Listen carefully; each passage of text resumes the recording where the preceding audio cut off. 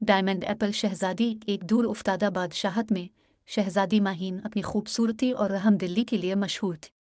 ایک دن محل کے باغ میں چہل قدمی کرتے ہوئے اس نے ایک چمکتا ہوا سیب دیکھا جو ہیرے کی طرح دمک رہا تھا۔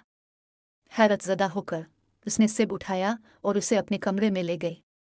رات کو شہزادی نے خواب میں ایک پری کو دیکھا جو کہہ رہی تھی، یہ ڈائمنڈ ایپل جادوئی ہے، اگر تم اسے کسی ضرورت مند کے ساتھ بانٹ دو گی تو یہ برکتیں لائے گا، لیکن اگر خود غرضی دکھاؤ گی تو اس کی چمک ماند پڑ جائے گی۔ اگلی صبح شہزادی نے محل کے دروازے کھولے اور غربا کو بلایا۔